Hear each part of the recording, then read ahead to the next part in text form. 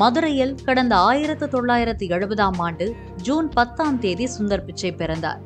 மதுரையில் middle class குடும்பத்தில் துவங்கிய சுந்தர் பிச்சையின் பயணம் தற்போது உலகின் மிகப்பெரிய டெக் நிறுவனமான கூகுளுக்கு தலைமை தாங்குவது வரையில் சென்றுள்ளது. சுந்தர் பிச்சையின் தந்தை ரகுநாத் பிச்சை GEC நிறுவனத்தில் எலக்ட்ரிக்கல் என்ஜினியராக வேலை பார்த்தார். தாயார் லக்ஷ்மி ஒரு ஸ்டெனோகிராஃபர். பெற்றோரின் பணி காரணமாக மதுரையிலிருந்து சென்னைக்கு சுந்தர் பிச்சையின் குடும்பம் குடிபெயர்ந்தது.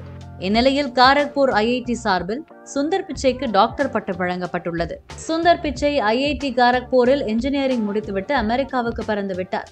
ஆனால் அவர் PhD படித்து டாக்டர் பட்டம் பெற வேண்டும் என்று அவரது பெற்றோர்கள் விரும்பியதாகவும், இதை பெரும் குறையாகவே தனது பெற்றோர்கள் இன்றும் கூறுவதாகவும் ஒரு பேட்டியில் தெரிவித்திருந்தார். இதையடுத்து காரக்பூர் IITயே முன்வந்து டாக்டர் பட்டம் வழங்கியிருக்கிறது.